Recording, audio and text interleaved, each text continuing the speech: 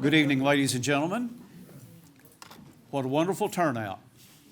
I think it's great that in the interest of transparency that we have public forums where people can interact with the candidates, ask questions of them, and again, it's a county like this, personal relationships are very important, so we can interact one with each other.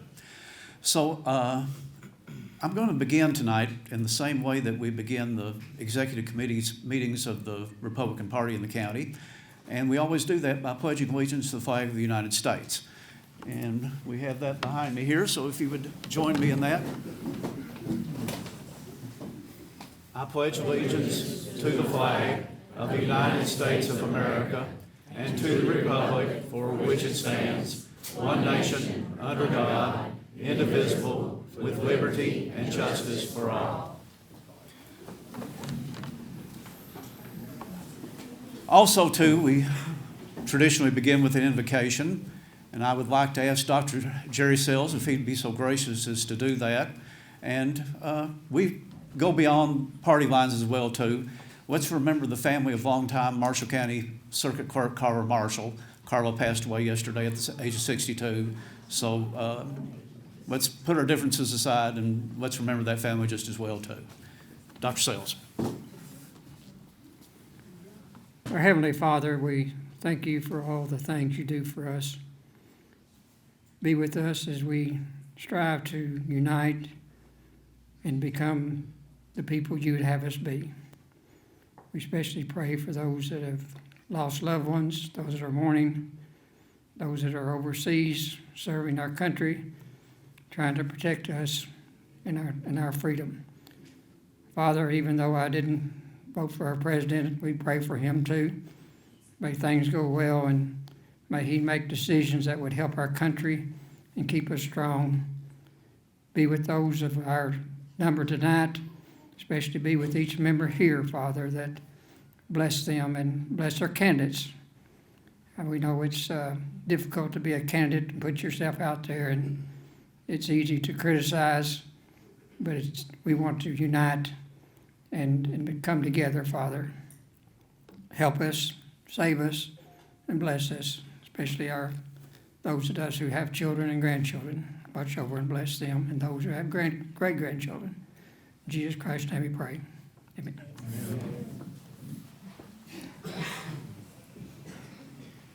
Our format tonight will be as follows. We're going to do our offices alphabetically, start with coroner, then go to jailer, and then county judge executive. And I don't think you've got too many opponents or competition at this point in time, but we'll let Matt make a statement as well too. But how we want to begin is as follows.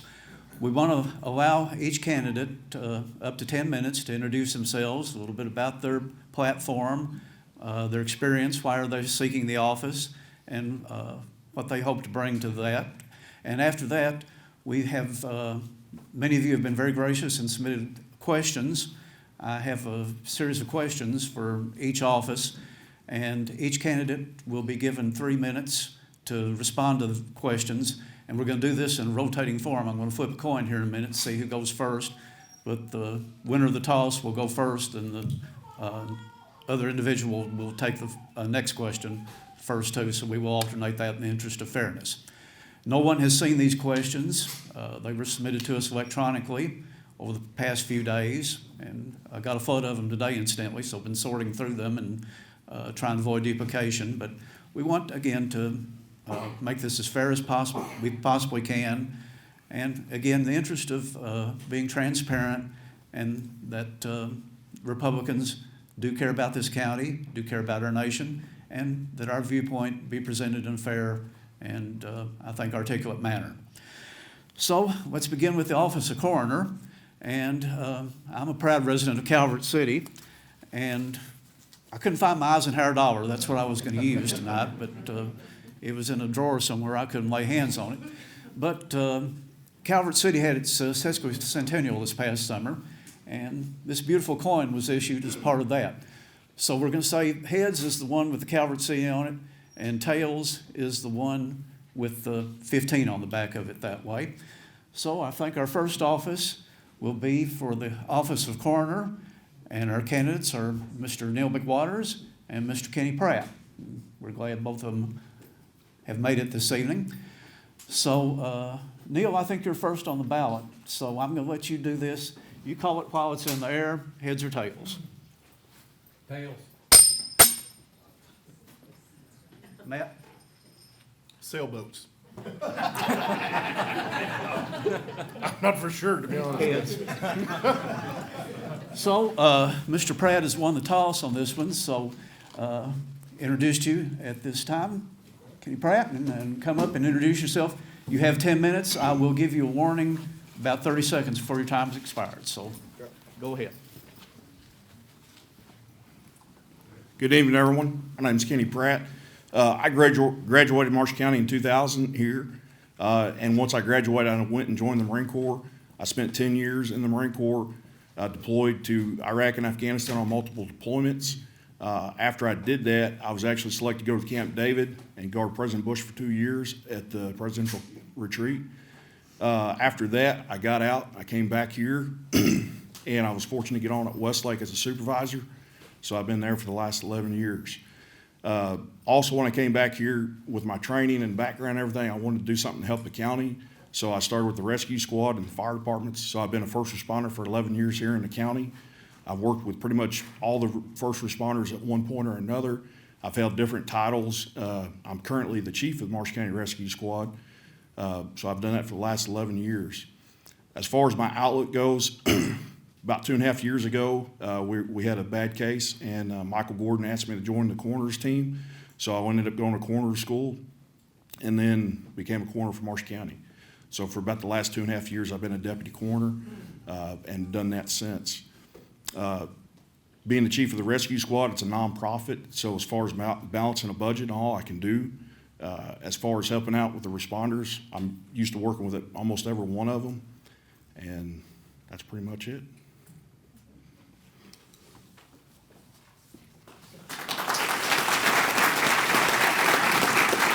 Mr. McWaters.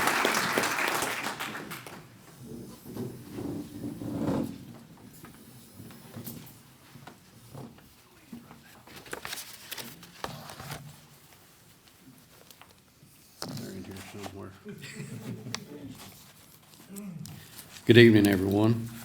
My name is Neil McWaters, and I am running for the office of Marshall County Coroner. I'm a lifelong resident of Marshall County, a 1983 graduate from Marshall County High School, and a 1986 graduate of Mid-America Mortuary College in Louisville. While I was attending college in Louisville, I worked for the Jefferson County Coroner's Office, which that's a very eventful and a lot of experience gained there in this line of work. I've been a mortician and funeral director in Marshall County and the surrounding counties for over 30 years. I still constantly deal with numerous coroner cases with several other different coroner's offices in the surrounding area. I look forward to maintaining a good working relationship with all first responders, EMS, law enforcement officers, and other surrounding county coroner offices. As Marshall County's full-time coroner, I would like to see improvements made to the coroner's office facilities as we move the county forward. I have the experience, professionalism, and compassion to serve the people as your full-time Marshall County coroner. And I would appreciate it very much for all my supporters to ask them humbly for your vote on May 17th. Thank you and God bless.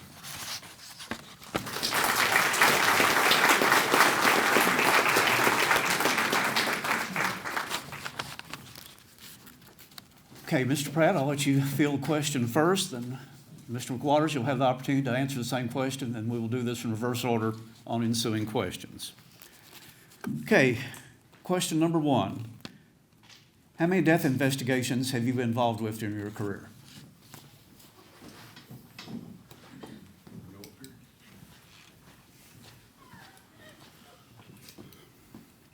Since I've been a deputy coroner, Last year, we had approximately 150 cases. This year, we've had 40, and the year before, we had about 150. With those, I've helped out with 85% of them. So, does that answer your question? All right. Neil?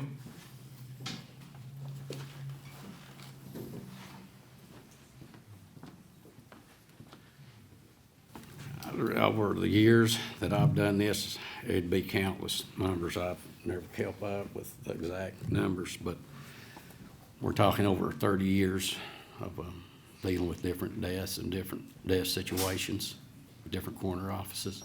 So I really can't, I'd say it'd be in the hundreds, but I couldn't be exactly sure. I haven't kept count. Okay, let me read the next question. You can stand up here and be your turn here. All right. Okay. What steps would you take as coroner to be certain you or deputy would file a death certificate in a timely manner? Well, that would be, depending on the situation, if we were needing to wait for toxicology reports to come back before we get that information to know the manner of death, such as accident, suicide, homicide, or natural causes. But after that, you have 5 working days to sign the death certificate. Kenny?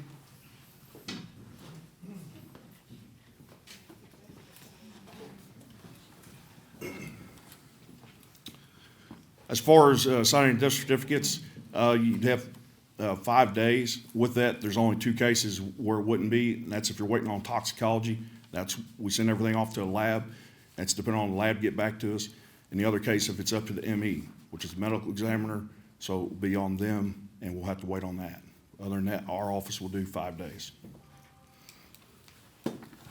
Okay, guess you'll field the next question, so just hang around.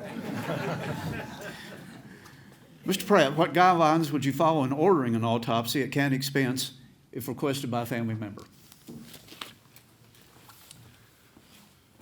It's determined by the coroner. The family doesn't request the autopsy. It's up to the coroner during the death investigation on whether we want an autopsy or not. We're in constant contact with the ME in Madisonville and also Louisville. And if we have any questions, we contact the doctor on the ME on charge, and they'll help us work through the case.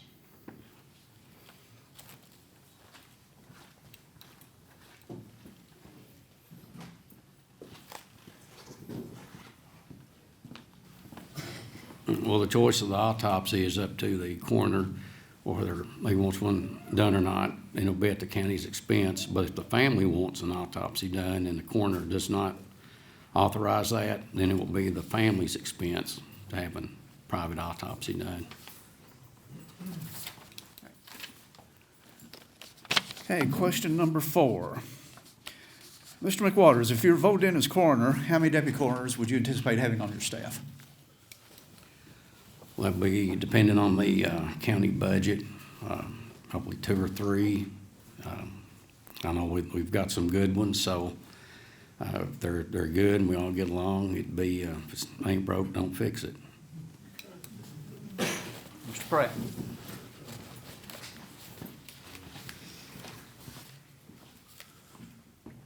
As far as how many deputy coroners it'd be myself and 3. That way you have a 4-man rotation, 12-hour shifts. We have to cover 365 days a year, so you're going to have positive coverage. And also, what we currently do too is we come out and help each other. If there's a case, sometimes there may be 2 or 3 of us out there, depending on what's going on.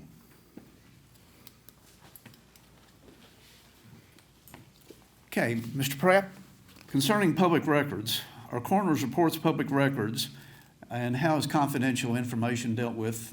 How would they be dealt with under your leadership? The coroner records are public. We keep them locked up in our office. If they want to request them, within 3 days, we'll get to as long as they do a proper request, we'll get those to the family.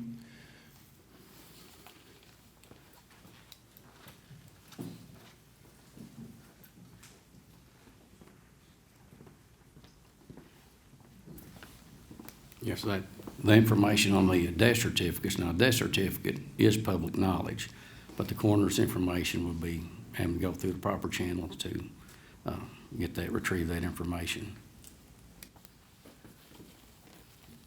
Okay, my final question for the coroners. Why would you consider yourself to be the best person to be elected to this position? Mr. McWaters.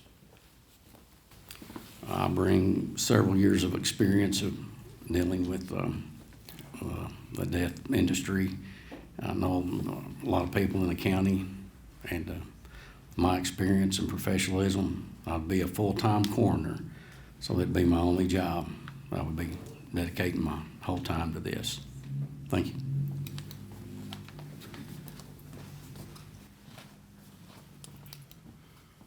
Since I graduated high school over the last 22 years approximately, I've dedicated my entire life to helping people. Did 10 years in the military, and then came back here as a first responder, and I've filled all kinds of capacities. I've worked with people from different nationalities, of different backgrounds, all the way up to the President of the United States. Every case we work, we'll do professionally. We'll have integrity for everything, and when you come in during your worst time of your life, we're going to give you the best care we can. We're going to help identify the cause of death, and we're going to help the families through their grieving process and through all the processes afterwards.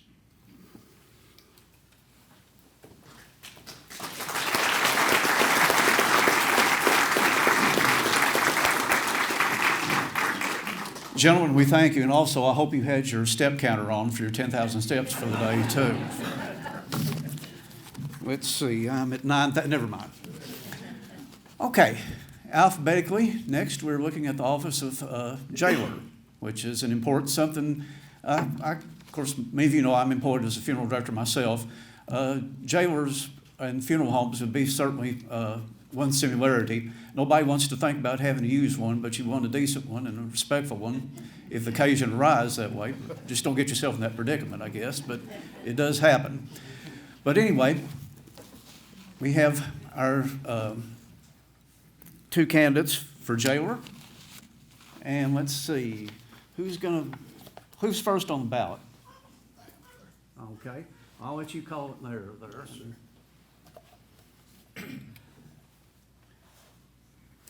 Heads.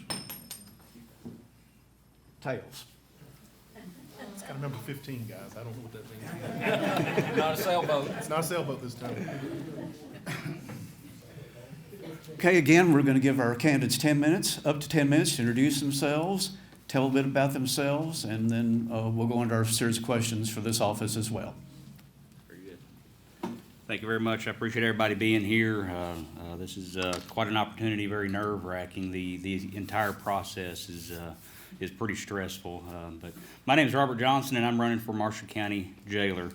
I've been in the community for a while. Terry Anderson hired me on the sheriff's office back in 2006, and back then I made this place home. Now, I've got ties to Marshall County from when I was a kid. I did some growing up in Lone Oak. When I was a kid, we'd come down here, my papaw, and we'd do a lot of fishing. So I've always had that connection there. But you know, police service and community service has been my entire life. It's what it's all about. I think I was born to serve and born to help people that are in need, and that's just absolutely my drive. As a police officer, had a lot of good experiences, a lot of wonderful people that I've met and come in contact with, built some wonderful relationships and partnerships, and I've also dealt with a lot of folks that many people forget about. Many people just kind of shove off to the side. Many people, many families, many homes tend to want to get away from. Those dynamics get really affected by choices that people make, by addictions and by other things that goes on in their lives. And that's really hard. So as a police officer, I really wanted to help people. I really wanted to get down in the deepest valleys with them and lift them up and encourage them. The only real resource we had was a pair of handcuffs. Our talking skills, our ability to be able to communicate with the family and help them so that it guide them and strengthen them in order to do better. And that was really the limit of it, with the exception of working cases out in court through the county attorney's office. As a jailer, I foresee a plethora of ideas and stuff that we can really instill to really help these people and really rejuvenate the society. So the jail there's a great foundation that's already there. It's been built, it's been running, it's been operating, and it's a great foundation. There are programs there, MRT programs. I think that we can bring more of those programs into into that facility. We can really impact rehabilitation. We can really impact recovery. We can really give hope to people who otherwise feel hopeless. I'll tell you, because I know, because I've been there, I've seen it firsthand through my jobs. Nobody hates a drug addict worse than himself. That's the absolute truth. And they cow down, and they're so afraid to ask for help. They don't know where to go. They don't know where to look. Marshall County doesn't have anything. We really don't. We've got court. We got cops.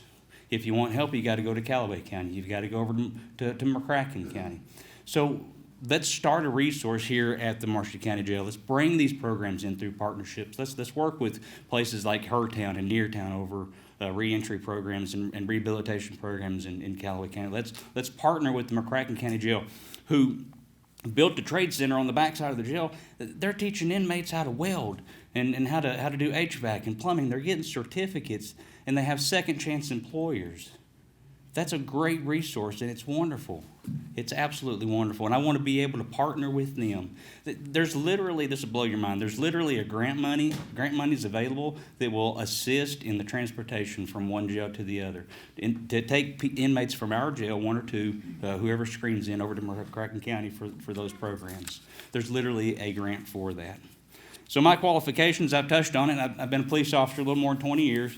I haven't worked that whole 20 years here in Marshall County. I started in Clinton as a full-time officer back in 2001. Before that, I was a special deputy with McCracken County. Had a really good time with that. Moved over to Livingston County in 2004, and Terry Anderson and Chris Glenn convinced me to come to work for Marshall County. I'm so thankful that we did that in 2006, and it just goes on from there. I'm crisis intervention certified.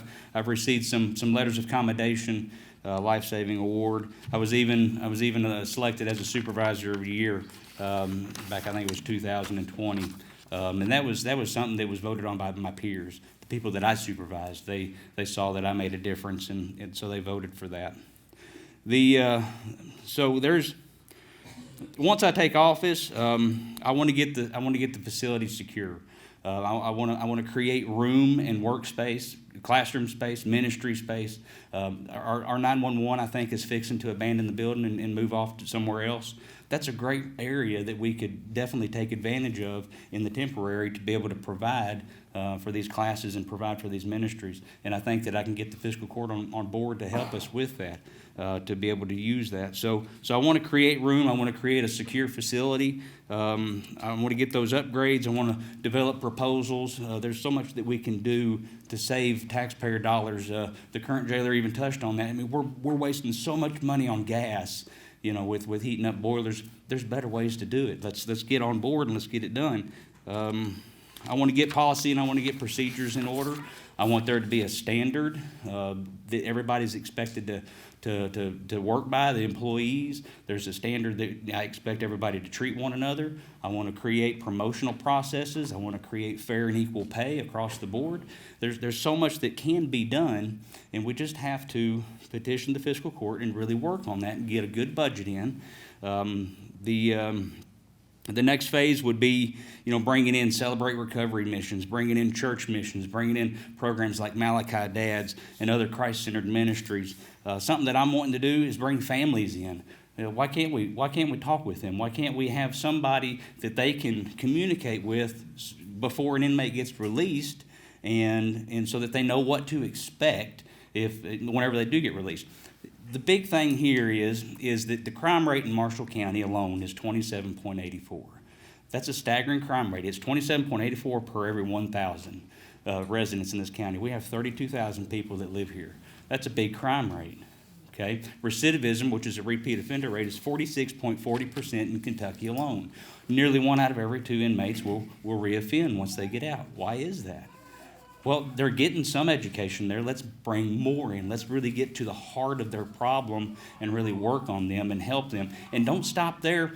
At that threshold, we're not done, I don't think. Not under my administration. We're going to help them with their reentry. We're going to set things up and get them ready to go so that they don't fall flat on their faces.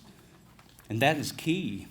Whenever you introduce rehabilitation and all these efforts into these inmates, you reduce crime rates by up to 10%.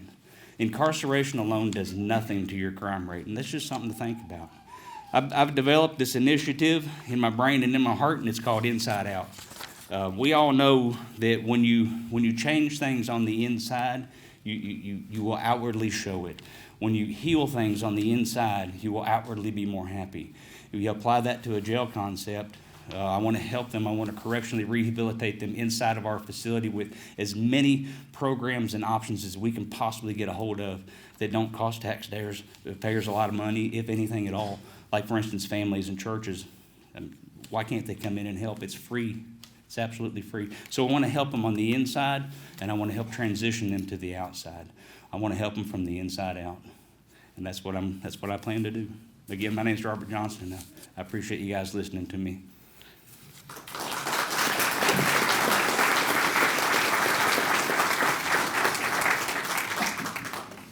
Thank you, Robert.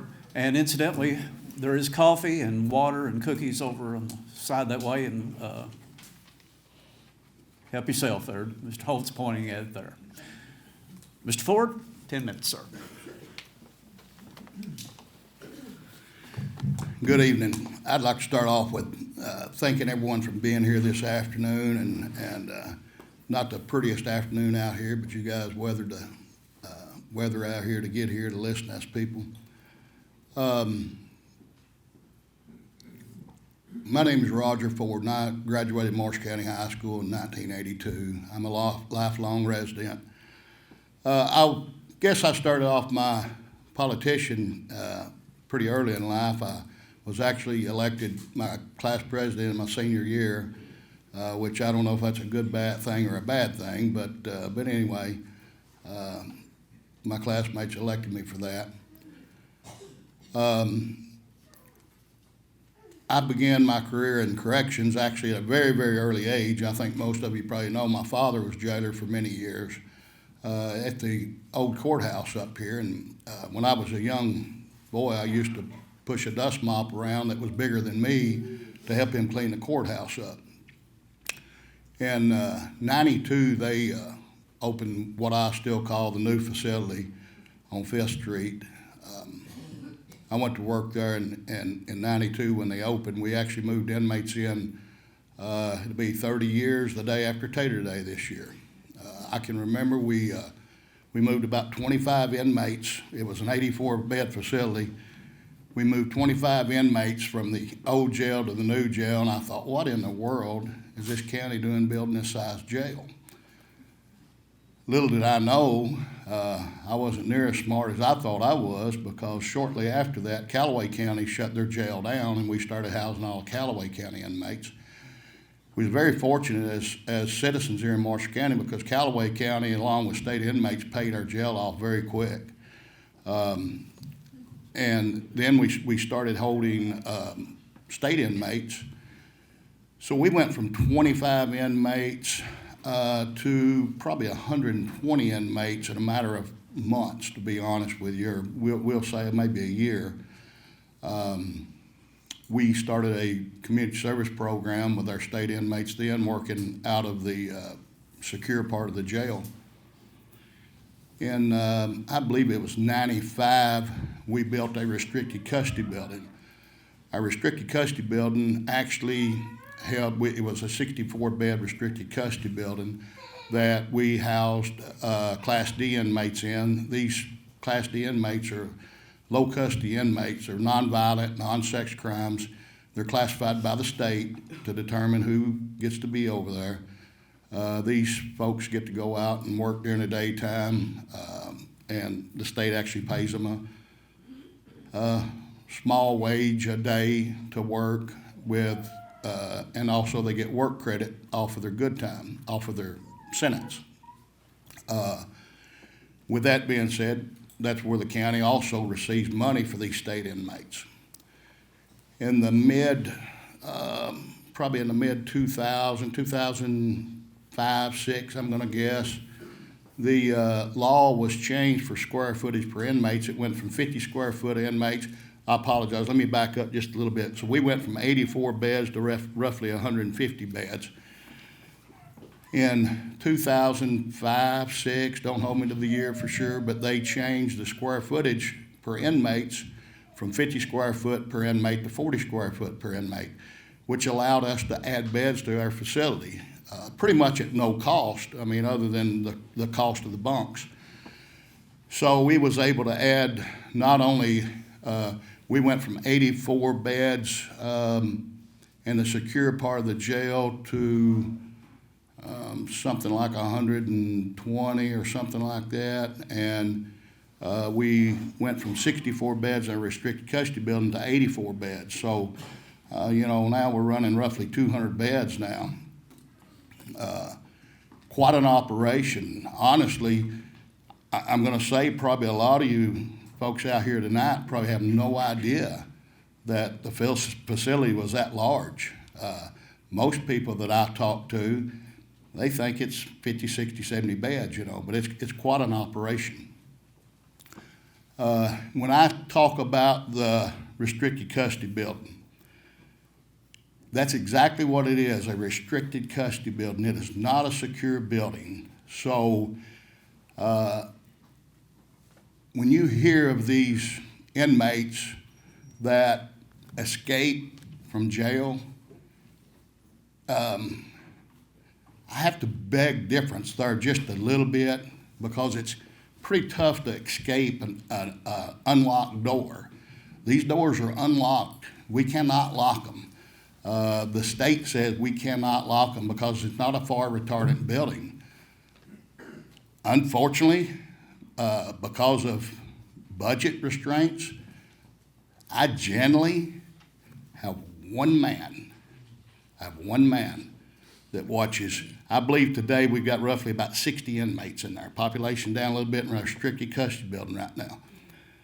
But I have one man to watch up to 84 inmates.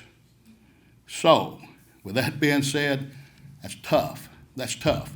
Now, also these inmates that we're talking about now, these are inmates that you'll see out here picking trash up, working for the city of maintenance. They work for the need line. They work for different agencies, governmental agencies.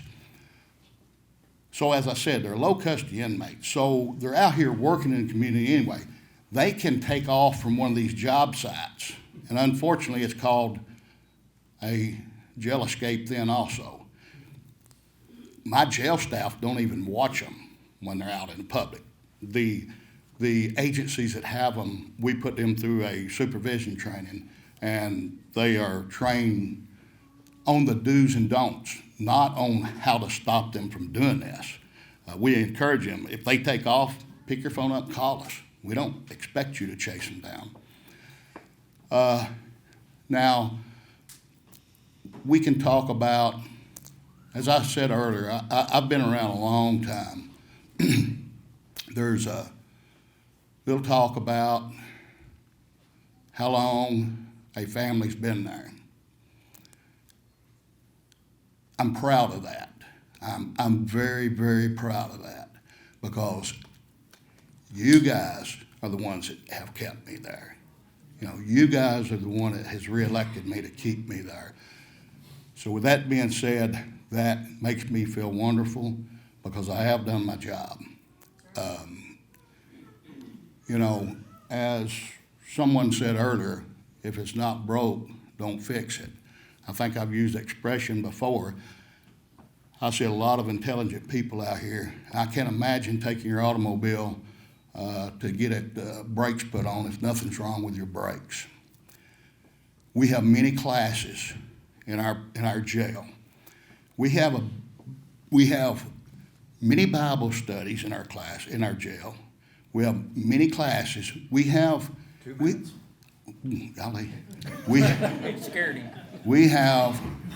about all that we can do, because this jail is 30 years old. We don't have unlimited classrooms like these new jails do. Malachi Dads, I certainly agree. Malachi Dads was coming in when the COVID hit. We had to shut them down because of the COVID. Partnering with other jails, we had a meeting with McCracken County Jail, December of 2019, with partnership and with their vocational program. Got shut down because of COVID. We had a meeting set up for December the 16th of 2021. got canceled because of the tornado. I got a call in February from McCracken County talking about partnership because they have got a grant, because my biggest problem was going to be able to get these inmates back and forth to McCracken County. I don't have the staff. I would like to do lots of things, don't have the staff. Actually, that was in February. I got a text Tuesday of this week, said, Roger, I haven't forgotten about you. We're getting close to getting this thing settled. Because my problem is getting them there and getting them back. But because of this grant, we're hoping that this is gonna help us. 30 seconds. I appreciate you guys so much. And let me tell you something, these people in the red shirts back here, that's my family. That's my family. And I wouldn't be who I am today without them. And some of those are my employees, but they're family also. Thank you, guys.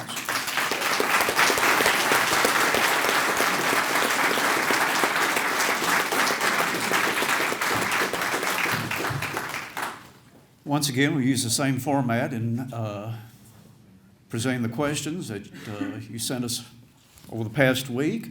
And we'll begin with Mr. Johnson.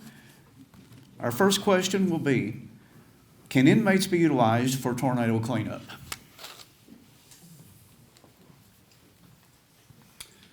All right, inmates for tornado cleanup, it's like any other community service program that's out there. They absolutely can be used for that.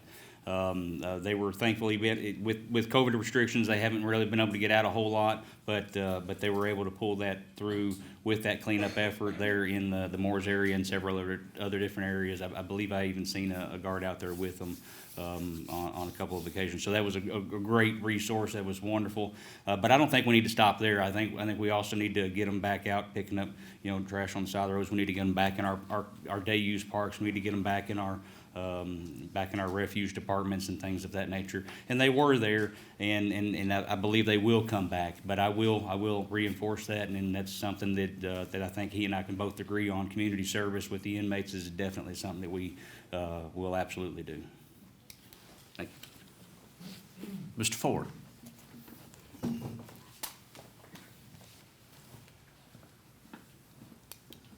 Yes, inmates can work on tornadoes. We've had them work during the tornadoes. They cannot go on private property. They can only clean the right-of-ways up. We had them at Cambridge Shores for a couple of days. They cleaned the right-of-ways up.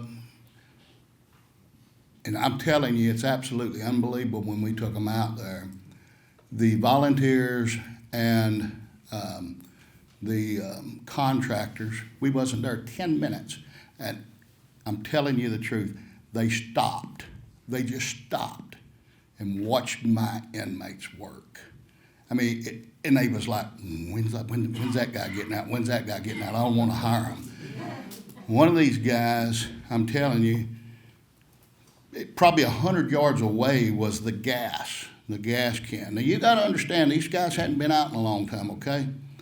He was I'm going to say the gas can was 100 yards away. He was in full sprint to get to the gas. I was like, hey, you don't have to do that. He said, but they knew that if they did not work, they wasn't coming back out tomorrow. But you know what they told me?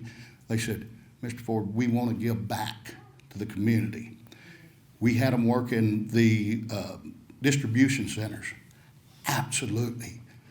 First day I took them there, I was like, because unfortunately, guys, most of your volunteers are kind of like myself, older and little, maybe overweight a little bit. But when I took them, I said, guys, I don't mean to pry in your business, but I said, if you guys just get out of the way just a minute, they'll get that truck unloaded. And it was absolutely unbelievable, what was done there. Now, we are, starting Monday, we're getting our community service program back. I agree with what Robert said about trash pickup and everything. I can't make these agencies take them. And unfortunately, some of these agencies are not taking them. Unfortunately, well, this is probably not unfortunate. Some of the agencies that are taking them are not taking as many. And some of them probably didn't need as many. But roadside pickup is probably gonna be very slim, because I don't know that they're gonna take these inmates back. 30 seconds. I will tell you again, there are jails that do have staff that take these inmates out. I don't have that, because it's so hard to hire deputies, period. Thank you.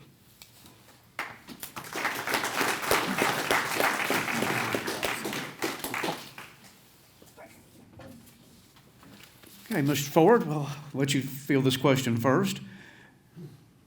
Do you consider, or is the facility currently overcrowded? And if it is, what plans have you formulated to alleviate the situation? The facility right now, right today, we've got 186 inmates in our facility right now. Now, with 60 of those, as I said earlier, being in our restricted custody building. So I guess the answer for today, yes, it is overcrowded a little bit, mainly in our female cell. I believe we've got 18 beds in our female cell, and we've roughly got, I believe there was 25 up there yesterday, with about 6 or 7 in the back ready to be moved up. So, yes, I mean, there are parts of the jail that is overcrowded. What we could do about it, I mean, honestly, there's only one option, is build, add-on build. You know, there's one thing about it, I definitely don't want to send my county inmates off because I have to pay them the house somewhere else. I could get rid of some state inmates, but your problem is, as I told my females the other day, because it is crowded, as I told them the other day, I said, ladies, let me tell you something. If Marshall County's overcrowded with women, every facility in the state, every facility around here is overcrowded. And a couple of the women said, Mr. Ford, you're exactly right, you know, because they knew. So generally, if one jail is overcrowded, pretty much they all are. Thank you. Mr. Johnson?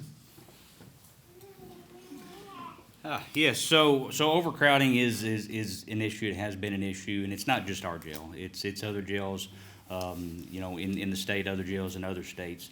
At times it's been really overcrowded. Sometimes, at times it's been not so overcrowded. Now, I don't work there, and I haven't been a deputy jailer there, so I don't know exactly how everything's set up or how it's all structured. But what I can say is that there is absolutely overcrowding. I do know that there has been Class D inmates that have to be housed in with the county side because of overcrowding. In one way that we can attack this and we can address this issue is, I agree, we don't want to turn away the county inmates because we'll have to pay some other jail to do that. Maybe limit state inmates. Again, I don't know. This is just me presumptively thinking because I'm not in that seat and I don't have that in front of me to be able to look at it and see if this is really the best option. The other idea is to build. We need to add on, or we need to build a new building that's better, more economical, will save taxpayer dollars and give adequate room for all the resources that I'm wanting to bring to that facility. And then as far as overcrowding is concerned, let's revisit the recidivism rates. 46.4%, let me say it again, 46.4%, nearly 1 out of every 2 inmates that are inside of a facility get released, and within 3 years, they'll reoffend. Now, that number goes up on the state statistic side. It's like 76% on the state side within 5 years. So that's a lot. Those are big numbers. So how can we address jail overcrowding? One way is by implementing as many programs as we possibly can fit in there, given the staff, given the room, given you know the resources that we have, and try to curb those statistics. And I think every jailer in the state and every jailer that's running an office can agree with that. We need probably bigger jails, more staff, better pay, and we need to attract more jailers. I mean, he said it is hard to hire jailers at $13 an hour. You can't do it. So we need to raise that up. McCracken's starting theirs out at $14 an hour. I still don't think that's enough. I dealt with these folks on the streets when they're down in the dirt and they're really having a hard time. I've fought them into the cars, and we've had to fight them out of the cars into the detention center. I know what them deputy jailers are going through. And it's hard when people are in that moment where they don't want to go to jail, when they're in that moment where they're so lost and they're so hopeless and they hate themselves so much. The only instinct they know is to fight and to cause problems. So I think that we need to address that with more staff. We need to get the fiscal court on board. We need to get some more monies over there, get our pay raises up, make more room. There's just all kinds of things that we can do. Thank you, guys. Okay, Mr. Johnson, your turn to go first again.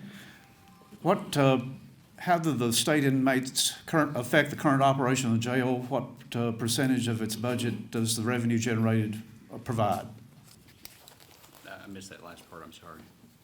What percent of the operating budget for the jail is garnered from the state inmates? Okay.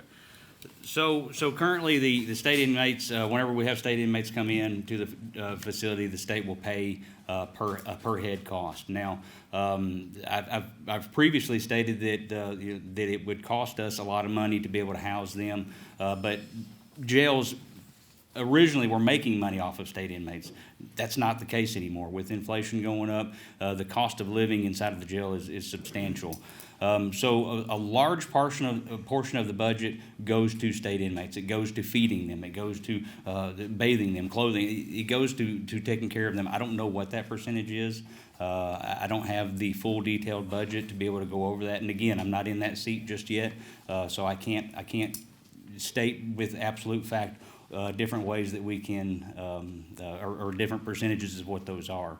But I do know it's a large percentage of it. They've got that Class D side, and there's a lot of focus on that. Roger will definitely give you a lot more information on that. He'll answer that question a whole lot better than I did. With that, I'll give it to him. Mr. Ford.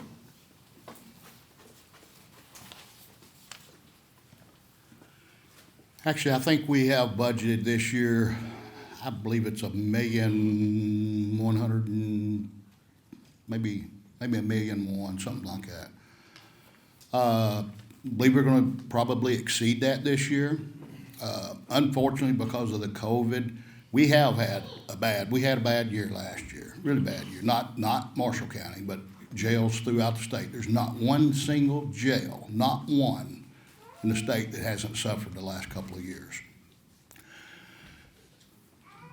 We, as a Kentucky Jailers Association, I've been on the board of the Kentucky Jailers Association 10 years of my 24 years of being jailer. I've been on the executive board of the Kentucky Jailers Association for 12 years of my 24 years and still currently there. I am on the legislative committee right now. We've got some very, very important bills going through right now that could be big help for the jails. One of those being a $4 a per diem raise for state inmates. There's not been a state per diem raise for state inmates 15 years maybe. I apologize, I don't have the correct, but that could be a whole lot of money coming in right there. We're also in the process of passing a bill that would pay us for credit for time served. In other words, sometimes we've got inmates that sit in jail. They could sit in jail for 2 years or even longer. Now, I'm not saying that's all of them, but a lot of them sit there for many days before they get sentenced on a felony charge. And when they get sentenced, let's just say that somebody's been sitting there for a year. When they get sentenced, if they get sentenced to 5 years, they get a credit for time served. So they've already got a year served there. Well, that time that's served becomes on the county time because we're not getting back pay for that. So that is a bill that we're trying to get passed right now that would be tremendous help. Don't know for sure where that bill is going, to be honest with you, because DOC is not, Department of Corrections is not wanting to cooperate there to help us with the numbers. So we're trying to get it pushed through. Back to the programs just a little bit. We've had programs for several years.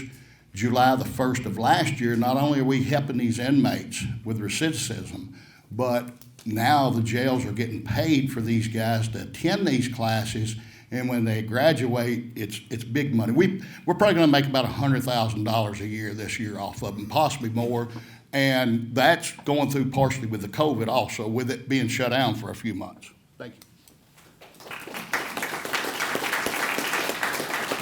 Okay, Mr. Ford, your turn to go first again.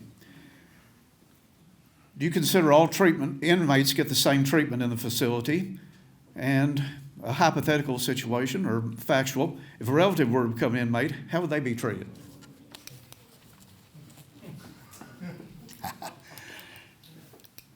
Okay. Yeah, let's get this. Unfortunately, I thought 10 minutes was a long time, but boy, it didn't cover nothing. So we can talk about programs. Programs are absolutely wonderful. Unfortunately, there are inmates, though, that don't fit the category of a program because they're not all good people that's in there. Now, I like to respect them all as long as they'll respect me. That's what I like. Now then,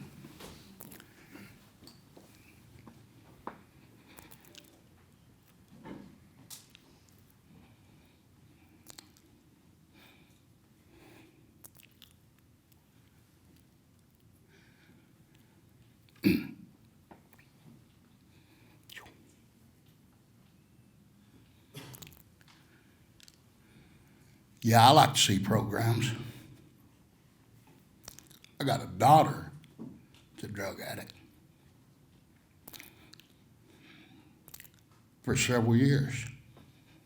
Been to many programs. And some of you know her. She's beautiful. And let me tell you something. When you stand back and you want to laugh at somebody or talk about somebody, because they got a family member that's got a problem, you don't have your eyes open.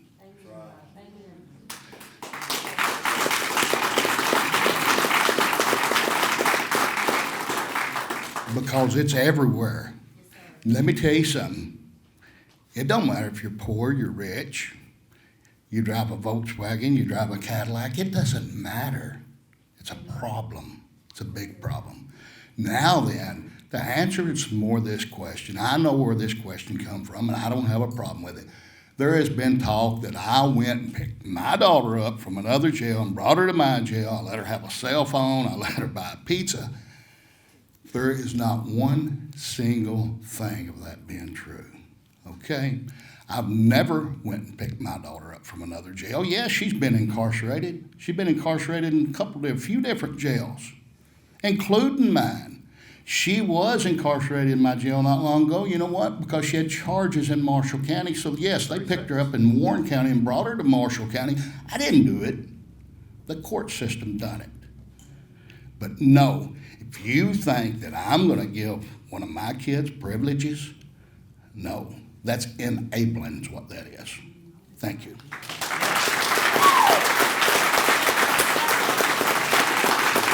Mr. Johnson?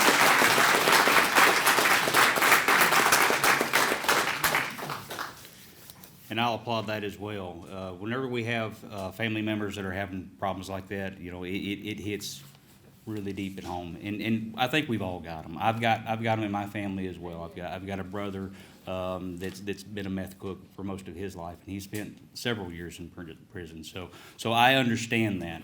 The question was about being fair and treating everybody fairly, and I'll answer this question. I expect there to be a standard, not only a standard with the employees that everybody's going to be treated fairly and humanely, but also a standard with the inmates. Now, deputy jailers are just basically like cops. We're going to react to certain situations, so I can say with certainty that how an inmate is treated will be directly reflected by how they are acting out, and we're going to do it respectfully. If I find that any of my deputy jailers are abusing their authority, if they're talking down or cussing or treating anyone otherwise bad, I've got no time for them. They need to be counseled themselves, and they need to be straightened up themselves, period, end of story. We're not going to put up with it. Everybody will be treated fairly. Everybody will be treated equally. If there's a situation where we can't handle an inmate because they're just so violent and so volatile, we'll have to look and explore for other options and maybe put them in another facility or something like that. If it's a family situation, we're going to treat them fairly. We're going to treat them just like anybody else, period, end of story.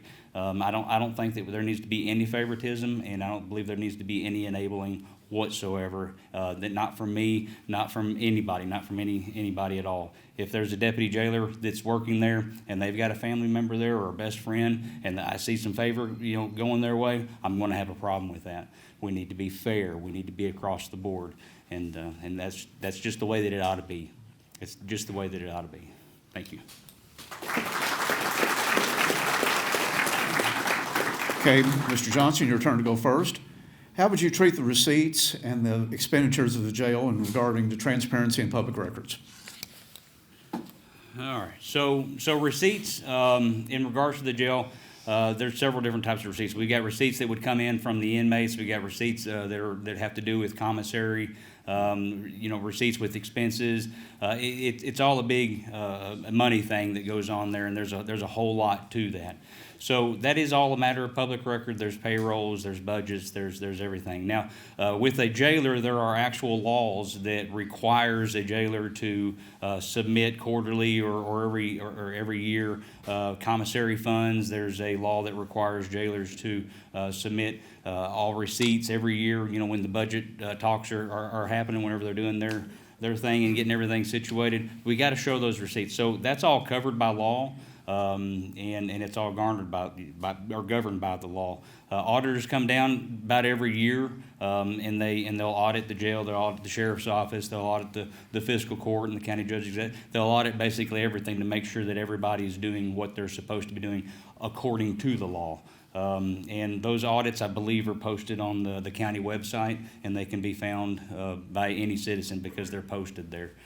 So if there's ever any question about integrity, they can go there and look for the audit. They can ask questions. I'm sure that all the elected officials will be happy to answer anything that needs to be answered. But as far as that's concerned, it's all governed by law, and we're in the law business, so we're going to obey it explicitly.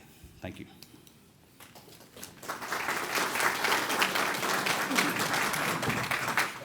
Mr. Ford. Yes, kind of ironic that I've had complaints. I guess Department of Corrections when there's a complaint done, they send it to me. It's kind of ironic that all of a sudden, the past week or so, some of these questions that are being asked tonight have been complaints to me through the Department of Corrections. It's crazy. But anyway, answering these questions. Yes, we have an audit every year done on our commissary account. Never, ever, ever has it come up missing any money of any sort. Have we had a write-up on it? We certainly have. I think anybody that does anything, that's what their job is, so you're generally going to always have something. And the biggest one we have is segregation of duties. I've got 2 women that work in my office, so, what they want is like 3 or 4 different hands involved with this. Somebody counts the money, somebody deposits, somebody does this, somebody does that. I don't have the staff. So, unfortunately, that is something we have to contend with pretty much every year. But as far as any money being missed, anything like that, no. We have inmate accounts that money is deposited into a kiosk machine in the lobby, or family members can do it online. The money goes to the bank. Yes, we do have to empty the money out of the kiosk, but trust me, if it's not there, we're in trouble. Payroll, we don't do payroll. It's done through the Treasurer's Department. I think that covered that question, I believe. Do we have any more questions? I do encourage everyone as citizens to do one thing before you go to the polls. Do your homework on every candidate. Look, one of the biggest things that I do when I hire somebody, I flip to the second page and I see how many jobs they've had. I see how long they've worked at these jobs. Because you know what? If they don't hold a job, something's wrong. Thank you, guys.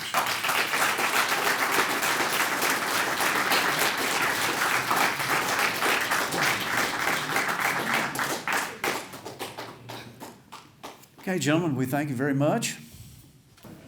One of my other professions, many of you know this, I'm also a church organist.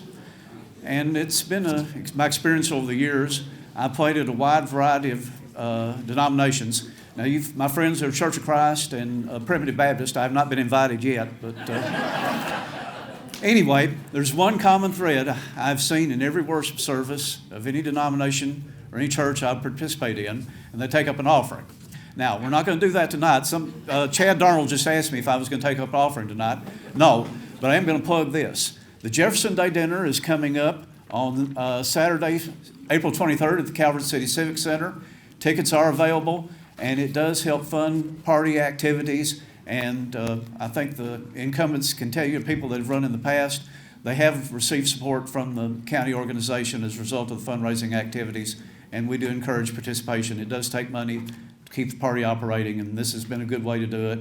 And I believe the keynote speaker is going to be Representative James Comer. And he's scheduled to appear. I think Senator Paul is sending a representative, and we may have some other people. So we do encourage people, and tickets would be available tonight, and we encourage you to come. All right, next on our agenda will be for County Judge Executive, and we have two candidates seeking the Republican nomination, incumbent Judge Executive Kevin Neal and incumbent 2nd District Commissioner Kevin Spraggs. Now, gentlemen, which one of you is first on the ballot on this one there? Kevin? Oh, yeah, it's going to be Kevin, all right. Good guess. And I stepped into that. Which one was? Me. Okay. Okay, Kevin Spraggs, you can call it as an heir. Tails. And tails it is. Okay, we will follow the same format. Kevin Spraggs will be given 10 minutes to introduce himself, provide information, and following that, Judge Neal will be allowed the same amount of time. Mr. Spraggs. Start by saying thank you all for taking time out of your busy schedules to come out to this. I'm Kevin Spraggs, 2nd District Commissioner. Let me start off by saying what an honor it's been to serve this great county. We live in the greatest county in the state of Kentucky as far as I'm concerned. We see that time and time again when we have an event, people come together to help each other that normally they may or may not. We've witnessed that on a large scale with this tornado, and we'll witness it again if anything else comes our way.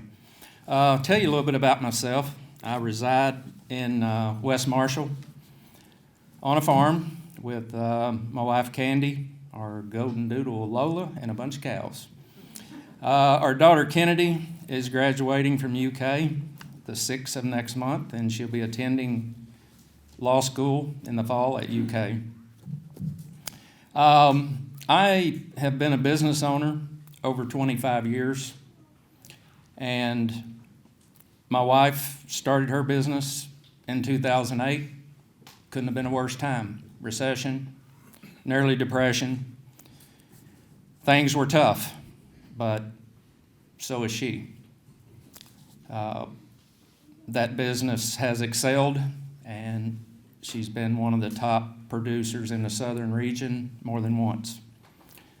Very proud of that. We're up at 5 in the morning. We put in a minimum 60 hours a week. That's our normal week. We're not afraid to work. I will want to throw this out there. If I am elected judge executive, I will cease doing everything else I do.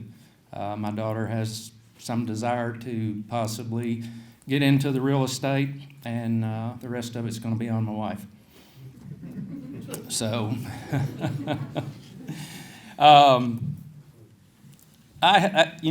being a business owner, it's given me a lot of opportunities to do a lot of things, learn a lot of things. We've been through some lean times, and we've experienced some very prosperous times.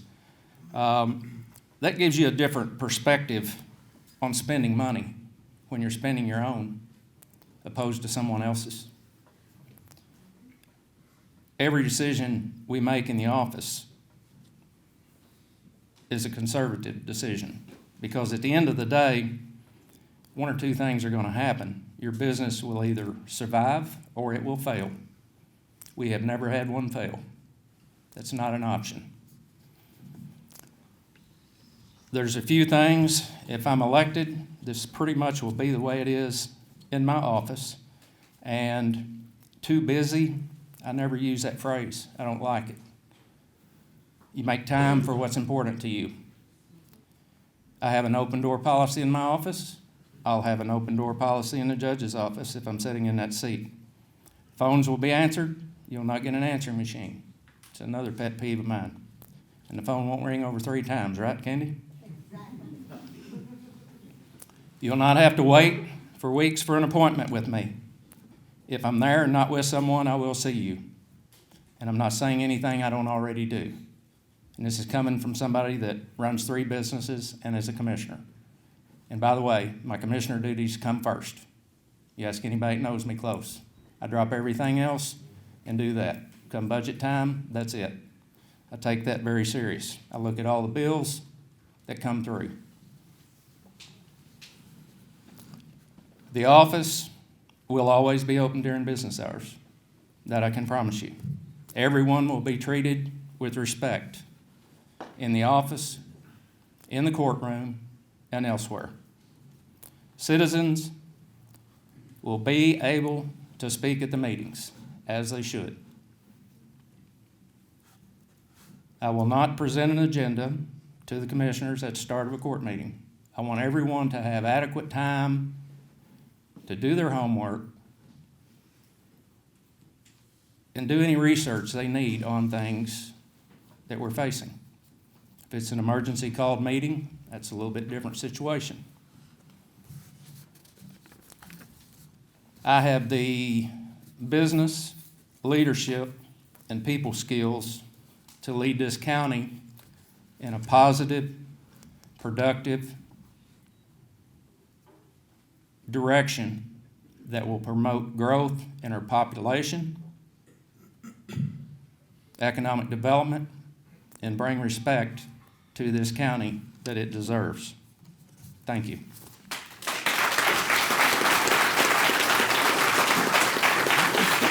Judge Nate. Good evening. Everybody pretty much knows who I am. This is my 7th year. From 2014, when I first ran, my initiative was to be a public servant, civic duty. Now, when I ran in 2014, it was a big challenge. I didn't come in saying I knew everything. I even actually said that I'd be drinking through a fire hose. And it's true. Anybody that seeks this office, no matter what office you seek, you'll be drinking through a fire hose. And as citizens, it's our duty. I used to be in that seat as a citizen. I got it from the rumor mill. I got it from the paper.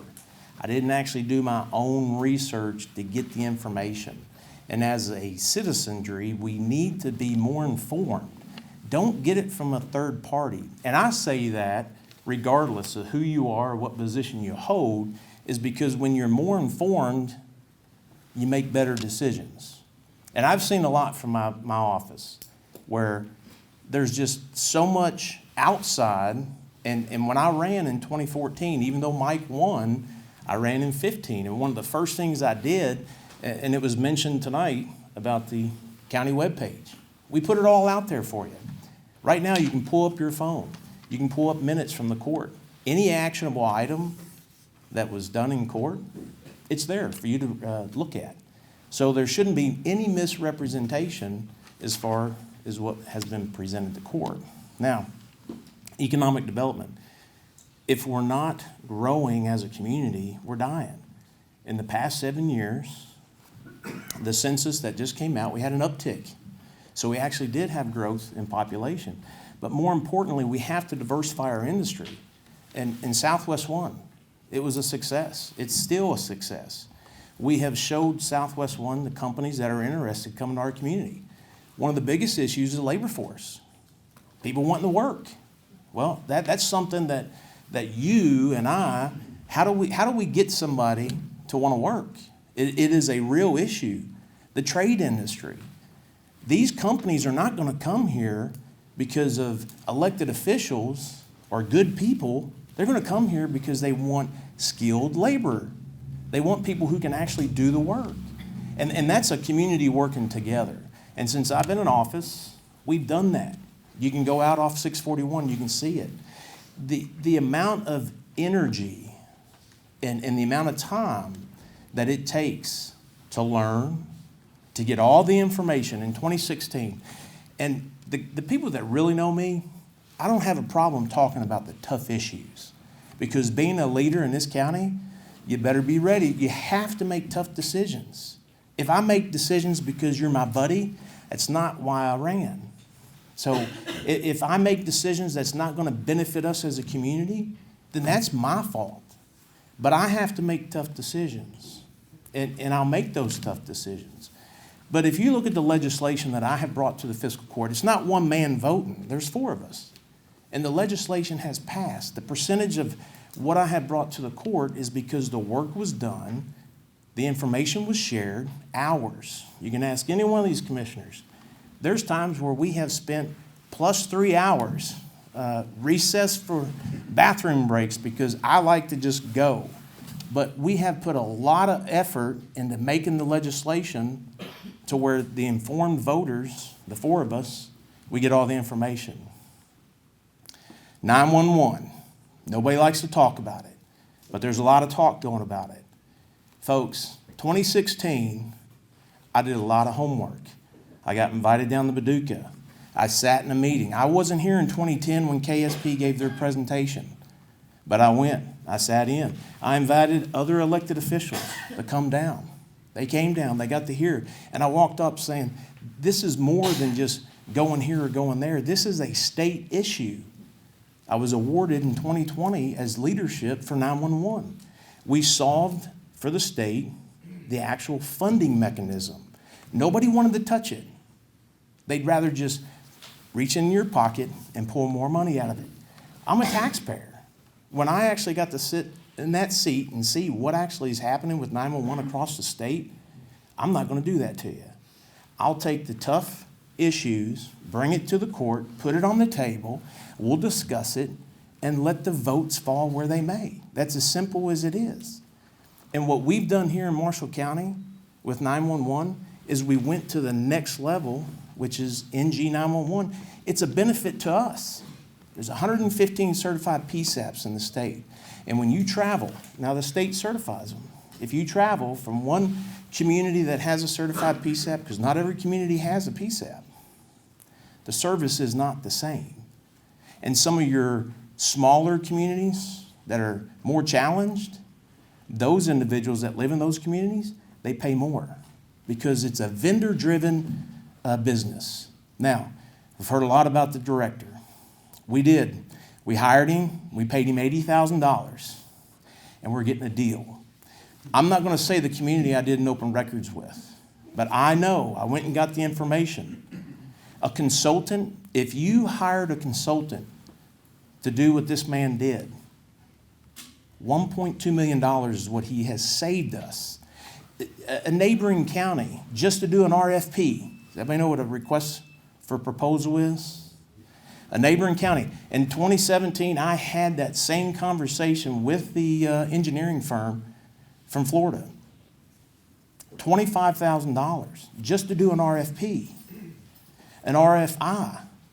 He's done 4 RFPs and 6 RFIs.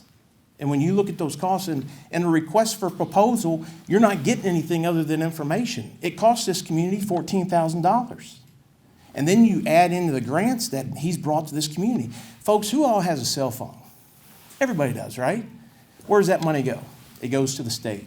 If we're not up in Frankfurt getting that money and bringing it back to our community, then that's on us. But we have gone to Frankfurt, we have submitted grants, and we brought that money back to our community. We have actually saved money, and we were very blessed that this gentleman came to our community. And some of us, the way we've treated this man and his wife, should be ashamed of yourselves. Seriously. It is not representation of this community. I grew up here. Marshall County there's a select few. And it's just not what we need to have representing this community. And I'll fight that every day of the week. It's not fair, and I don't support it. People that know me know that I bring issues to the table. We've had a lot of discussion. Infrastructure. The fiscal court does not own a water district. We don't own, we've kind of taken in a sewer district. But when you look at the expansion on infrastructure, Benton's infrastructure, millions of dollars. And as Commissioner Collins said in court, we don't get 1 penny off of it for revenue. We have expanded Hardin's infrastructure, 2 minutes. Benton's infrastructure, water districts. And it's because one thing I found in 14, I didn't really know this. When I was knocking doors, a large percentage, close to 40%, of our citizens do not have access to potable water. Since I've been in office, we have been getting water out to folks. $6 million in ARPA monies. But here's the thing. The fiscal court can sit there and throw monies on the table, but it's not our infrastructure. And if the entities that own the infrastructure are not preparing or repairing their infrastructure to where we can expand, it's only going to cost us money. So I make the decisions because I'm a taxpayer. And I do my homework.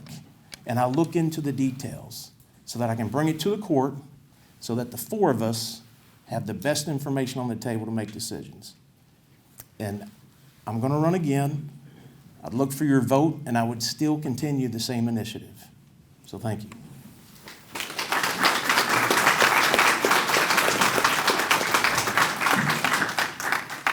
Okay, Commissioner Spragsby, your turn to respond to the first question. Concerning the 911 dispatch center, what percentage was paid for by grant funds? And if the pending tax assessment on meters was not to be ruled legal, what funding mechanism would be utilized to continue making payments or paying off the cost of the 911 center? Well, I'll be the first to tell you, I don't know right off what percentage was paid with grant funds. I don't have that information in front of me. I can tell you this, if the meter fee, repeat that again on meter fee? If it's not held to, doesn't meet muster, of course, it's being challenged in court. Okay. How would the funding be replaced that would be generated by that? If it does fail in court, the budget that was voted on will not go into place, which I hope that doesn't happen. So at that point, we would have to look at what the actual cost on it will be, because all I have to base that on is the projected, which it was taken from $897 to $1,924,000.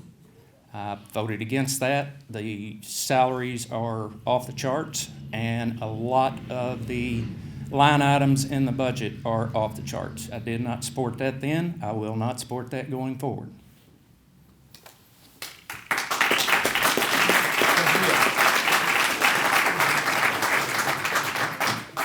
Say the question again, so Okay, what percentage of the 911 dispatch center was paid for by grants? And if the meter assessment does not pass legal muster, where would revenues come to make up the difference? Okay. The multi-facility, actually, if everyone remembers, in 2018, we had a fire. 10,000 square foot facility burnt. Insurance, we got $1.2 million. The bid that came in to build the multi-facility, and when I say multi-facility, it's because the building that burnt actually only housed the maintenance. It became a catch-all for all other agencies, but it housed the maintenance department. So it gave us a great opportunity to build a new facility, 911 on the end, maintenance on the other end, and the clerk's office, we designed them specifically to where they don't have to get out in the rain when it comes time to check the voter machines. So it's all designed for the clerk's office. So you have three agencies that use that multi-facility. The multi-facility was a bid of $2.4 million. The fee, I've talked to judges across the state. You've got water meters. Now, I got an electric meter. Can you imagine, or I actually live on a well, I got a well. Could you imagine if I put a fee on you, on your water meters, the criticism that I would get, the judge is putting a fee on you, but not himself. And not only that, the numbers. We had 6,700 landlines, which are declining. We lost $100,000 during COVID in 2020. So the landlines decline. We jump out of the frying pan into the fire with the water meters. We averaged about 8,000 water meters. It doesn't solve the problem. So when we looked at electric meters would get us up to about 18 to 20,000 meters. But nobody wanted to do that. The first person in our representative's office after we passed it was lobbyists. Lobbyists in Frankfurt. The electric company lobbyists were up there because they knew if we put this in place, it solves all these counties. You've got counties in Lincoln County, Garrett County, they got sued. Campbell County, they got sued. All these counties got sued by trying to solve a funding mechanism that the state has already laid out there for us. But as elected officials, most elected officials don't want to make the tough decision to make it better for you. We're talking about 911.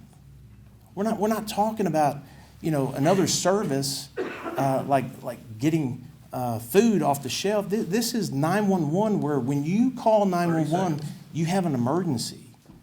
The funding mechanism, we won the first leg. Judge Russell gave us a win, and we knew it. The gentleman that is our attorney represented the counties at the state Supreme Court, and he won. We knew we were going to win this case, and we're going to win this case. It's a good argument, and the statute is on our side. The 23rd Amendment, who knows what that is? Slavery. That's their position. Do you know your school tax? Go home, check your electric bill. You'll see a school tax. That's a pass-through tax on the utilities to you. Yeah. Thank you. Okay, I'll stay handy. You go first next year. Okay, specifically, the issue of county water, extending potable water to the entire county has come up. Discuss specific plans. How would you like to see that expanded, and would it be possible to include all homes in the county? Again, the utilities, the water companies, you got North Marshall, you got Benton Water, you got Hardin, you got Johnson Creek, and you got Calvert City. So these water districts, the fiscal court does not manage them. We do appoint Johnson Creek and North Marshall, but it's their infrastructure. They manage it. They manage the budget. Now, monies that we have gotten over the years, since I've been in office, we have put towards expanding some of these districts. It is going to be a challenge. You've got just right now $6 million. $6 million to you and I, that's a lot of money, right? Doesn't go far when it talks about water or sewer. But one bite at a time on that elephant. That's the way we need to look at this. We expanded Johnson Creek, $700,000. We're getting ready to expand Hardin. We just approved the 2 projects, $1.1 million. Benton, Oak Level, that's about a $4.5 million. So we have put monies on the table, but if you're talking about not going after grants, not getting monies, we're going to have to, again, look at the budget. And quite honestly, we've got to free up monies. 911, we free up that subsidy. We put a budget in place for you to see what the fee is. And here's the thing. Kevin voted against it, but he said he wanted a $5 fee. The way we designed it is where if other counties come on, Lyon County, if they come on, it's 11% of operations for the 911. Well, what do you think they now can do with the fee for electric? They can get the monies off the fee, bring it to the operational demand that they bring, which is 11%. Our fee goes down. So when you get to the consolidation of it, it actually reduces the fee over time. And when you free up the subsidy with 911 or the jail, we got subsidies going everywhere. But when you free up the monies we already got, then you can start looking not only water, but broadband. Broadband, $26 million for this community. And there's people out there who has water, who's on a municipality who has water. 30 seconds. They want broadband. So as elected officials, we still have people that don't have water. I say, we run as slow as our fastest runner. That's how we move. We can't forget our folks that don't have access to bottled water.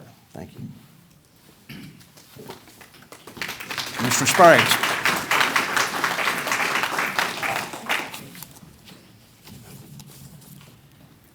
I voted against the sewer expansion at Draftonville. It has approximately 8 paying customers. It will take 451 years for it to pay for itself, and that doesn't include maintenance along the way. That would likely add another 20 years to that number. That, along with the fact when I asked Chad McCann, the engineer, the question, would it accommodate a hotel? The answer is no. Go back and watch the meeting, it's all on there. I also stated in court, and it's on video, I would rather see that money go towards much-needed water projects. Why? Got this on my phone if anybody wants it emailed to them. That is a white sink in West Marshall. Would you want your child or grandchild or yourself to brush your teeth in that, take a bath in that, or anything else? No, you wouldn't, and I wouldn't. That $1.3 million would have ran 7.5 miles of line extension. That's how I feel about our water. It's important. I watched neighbors down the road in their late 70s have to go get a loan for a well. They could see a water tower from their house. It's not about having the money, it's where you're spending the money. That's important. Thank you.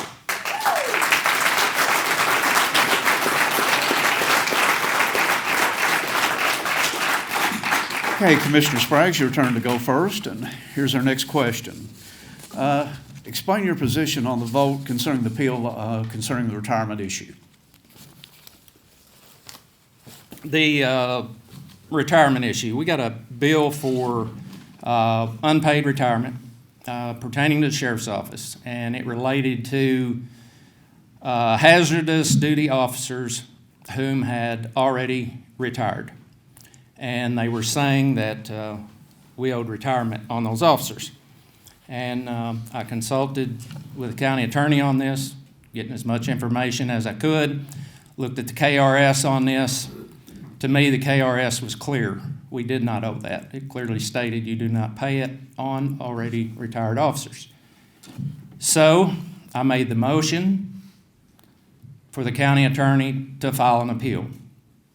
And the county attorney filed a 7-page appeal, and we won the appeal. There was no wrongdoing. There was nothing owed.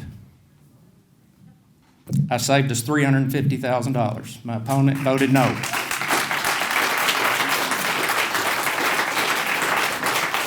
Judge Neal. Okay. First off, the KPPA. You've got Sears. A year and a half ago, the retirement system, if you remember, separated out. CERS separated out.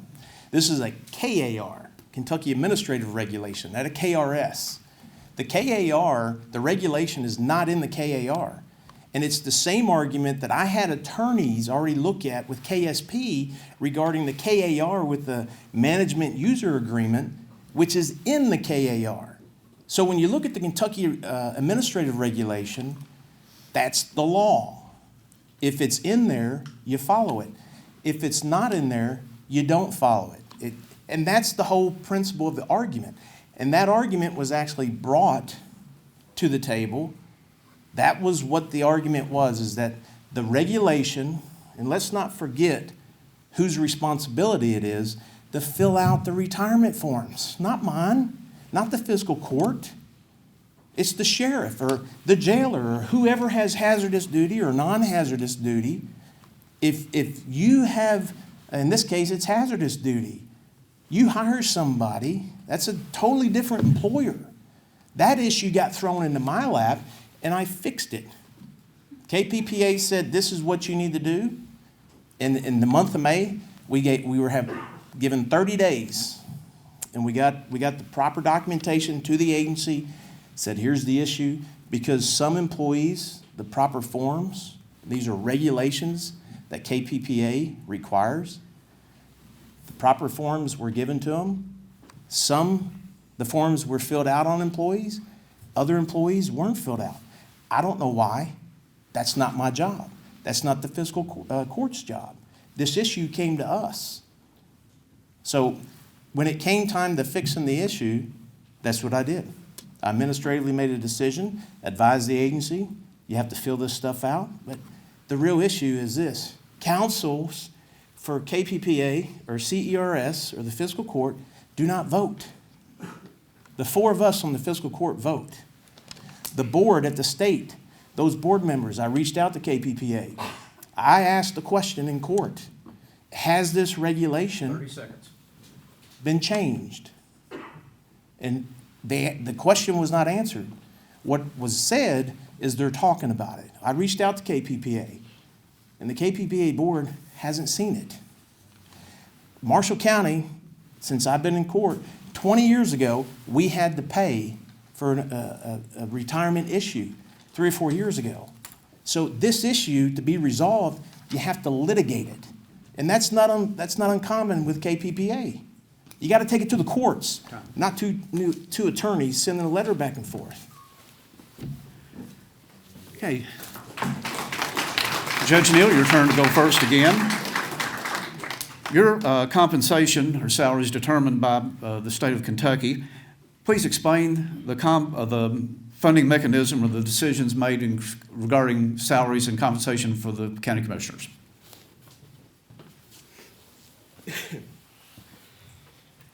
So what the question is referring to is the constitutional elected officers. Myself, the sheriff, the jailer, the clerk, we don't actually have a say in what the state sets our rate at. When you're talking about the commissioners, and I've looked at this when I first came into office, I used McCracken County. McCracken County has a population of about 65,000 people. At that time, when I looked at it, McCracken County paid their commissioners $24,000. What had happened over the years in Marshall County is the fiscal court would take the rate that was sent down for the 4 constitutional elected officers, as I just explained, and they would add it to the commissioners. And what had happened, based off of that formula, is that you got Marshall County, where we have commissioners making about $36,000 with benefits, and McCracken County, since 2016, when I looked into this, has raised their commissioner salaries to $28,000. And so when you look at the population that they govern, Marshall County had about 180 uptick in the census that we just had. We're about 31, just shy of 32,000 people. It doesn't make any sense. So when I was in, I was like, we don't need to pass that on. We've got to manage the budget, and that's what I've done. I've made tough decisions. My fellow commissioners, I had to sit with them and tell them, I'm going to put you in a salary position where you need to be comparable to a county with the population. It's just, I'm a taxpayer. It makes sense to me. It should make sense to other taxpayers. Why are we paying $36,000 with benefits when we have twice the size of the county? To me, it was simple to make that decision because it made sense to me as a taxpayer. If we were making $36,000 for our commissioners with benefits, a lot of people don't know this. When I worked in the civilian sector, I had to pay out of pocket for my health care. That's one of the biggest tools that we go out to people and say, come work for Marshall County, is we cover not only the individual, but the family. How many people out in the community 30 seconds. either have to go find insurance or only the employee gets insured and not the family? We've got great benefits that we offer to our people, but they work 40 hours a week and they work a lot of hours. So that's why I made that decision. Thank you. Commissioner Spraggs. Would you repeat the question again, please, Tony? The state determines the compensation for the judge executive. What mechanism is used to set the compensation for the commissioners? Right. The state does set that. They just set an additional 7% raise to that position. First year we were in office, the judge did try to cut our salaries, which the only time salaries can be cut is the last term in office. That's the only time they can be changed up or down. We've never taken a raise. I'll tell you this, for what we've been through and had to endure for the last 3.5 years, 36,000 is a joke. I'm just gonna tell you. And the hours and hours and sleepless nights and dealing with budgeting, with a pandemic, tornado. I'm out an hour after it's over. I come home about 28 hours later. I take this job very serious, and I do earn my money. I promise you that. If I didn't, I'd step down.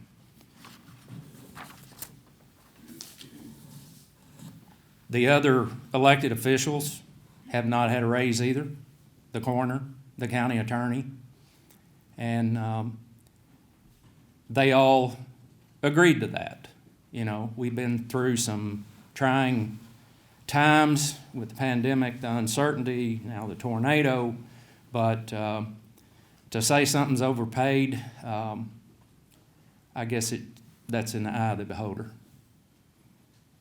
So I'll say this, the commissioners that do this job, if they're doing it right, it involves a lot of time, a lot of headache, stress, sleepless nights.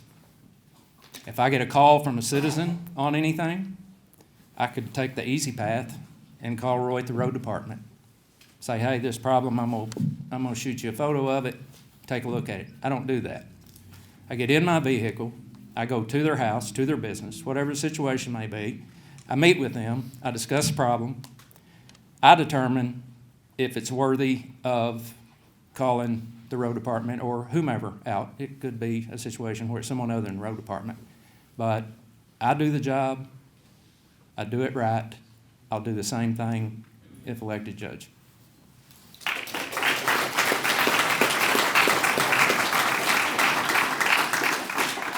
Okay, once again, Commissioner Spraggs. Does the Marshall County Fiscal Court currently fund any portion of the operation of the ambulance service? And is the ambulance service close to being self-supporting at this time? We fund, I believe I've got this right, we fund the equipment on the ambulance service. They take care of the personnel. Are they close to being self-sufficient at this time? You know, that would probably require a meeting with David Fuqua with the hospital. We haven't had any discussion on that as a court. They do a great job. You know, some of the equipment we have to vote on, you know, it's like everything else. I've got a lot of surprises while I've been in office on the cost of things. And, you know, right after the tornado, I was at a resident that had fallen off his roof, and I just happened to be coming by on my side-by-side and stopped, and he had injuries pretty severe, and I waited with him while the ambulance got there, and the, I think it's called, I'm probably wrong on this, striker lift component that we voted on. I was very proud to have cast that vote when I seen that in use. So I think we've got a great staff at our ambulance service. You know, as far as I know, as far as I'm concerned, the relationship currently with the hospital is working. I would much rather, as a business owner, if I had the option of managing equipment or personnel, that's kind of a no-brainer for me. Thank you. Judge Neal. Years ago, actually when I first came into office, years ago, they started rotating out EMS. EMS used to actually be the CNA, the county has it, the employees that were EMTs, paramedics, county employees, as they would retire, the hospital actually would hire. We have totally rotated out all county employees as EMS. So the hospital actually manages the employees of the ambulance service. The contract that the fiscal court has, we've got a contract that is, I don't know, 15, 20 years old. $202,000 is what we contract. Tried to bring it up for discussion in 2016, didn't go anywhere. The issue is that what we wanted to look at was the monies that are coming in because the county has a CNA. Do we have the best contract on the table? Because the amount of monies, just from a FAR review, we were looking at, there was quite a bit of monies coming in, and it was going in to either the hospital or the actual ambulance service. So that's what we wanted to look at. Do we have the best contract on the table? And now with House Bill 777, I believe the actual Senate may have just passed it.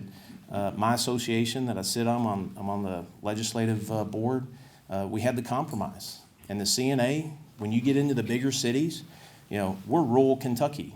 And when you get into those big cities in northern Kentucky, the Golden Triangle's real. I've seen it. They actually have a lot more power with legislation. So when it comes to our ambulance service, we provide the equipment in that contract. The striker load system, Brian's come to me. He's our ambulance director. He needed training. We put monies on the table to train the employees to get EMT certified and try to get them up to paramedic. Because again, we want the best folks in that vehicle when you call for an emergency. Not only the striker load system, but the ventilators. We used to have the old ventilators. Try doing CPR. If you've never done CPR, try doing it to Nashville or to Paducah. You know, physically, it's gonna make both parties suffer. So we got digital ventilators. It just made sense. It's good equipment. Brian came to the court, asked, and all of these initiatives, he went and got grants for.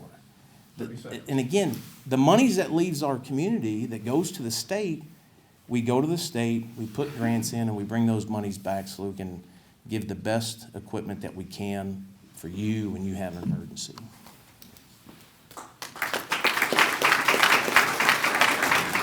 Judge Neal again, your turn to go first. I'm gonna get you all exercised tonight.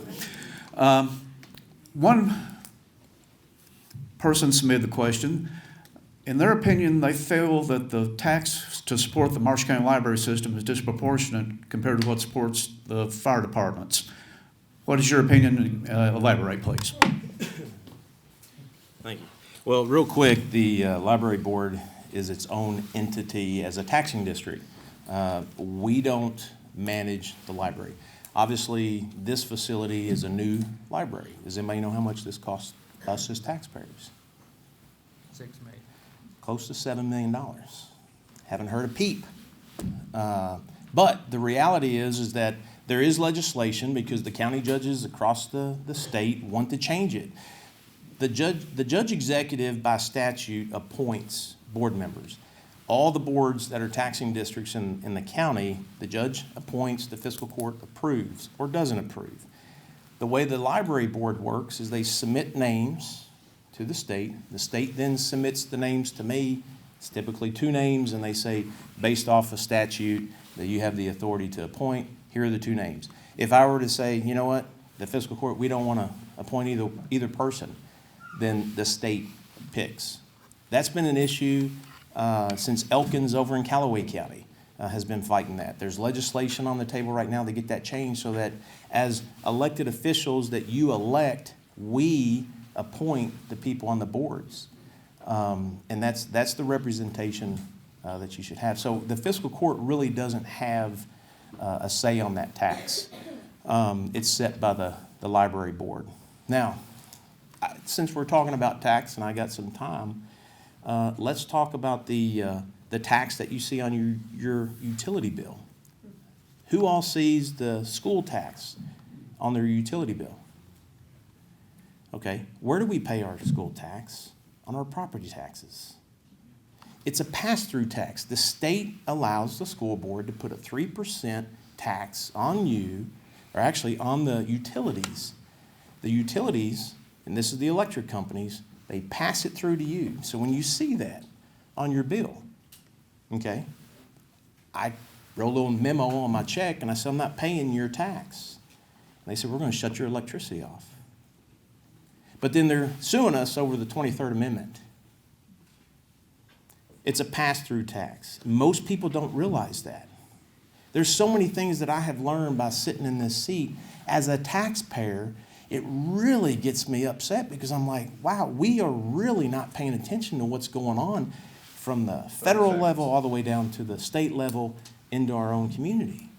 And I put all that out there so that you can be aware. So, thank you.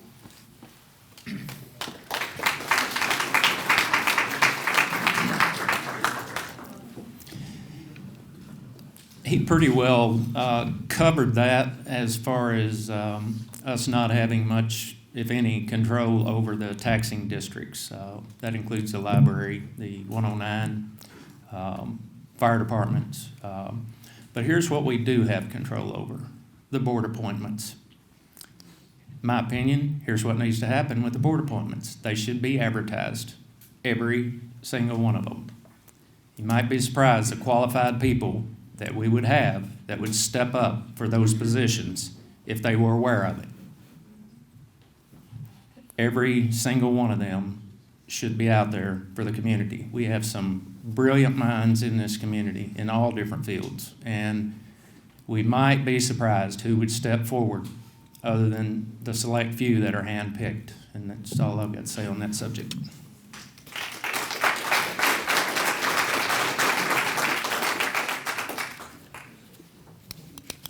Next question, Commissioner Spraggs, your turn to go first. Do you support term limits for any public official? Why or why not?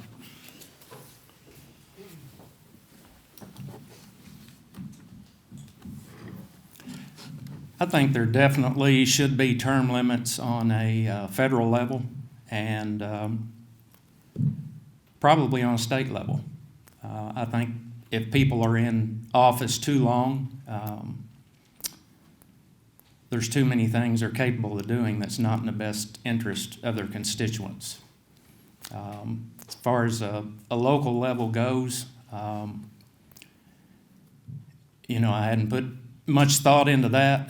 We certainly see it on a national level with, they're still in there serving 80, 90 years old. It's like, give me a break. I mean, that's just, that's ridiculous. I think if you're called to serve and you are sincere about that, I think you will know when it's time to step away. And I can assure you, if I'm elected, I have no intentions of doing that for 20 years. I mean, locally, should there be term limits?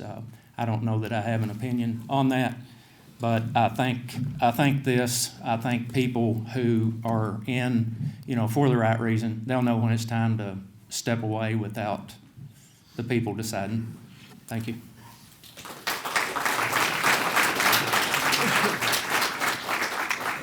Folks, the answer to that question is you. You're the voter, you end the term, or you keep them in. It's that simple.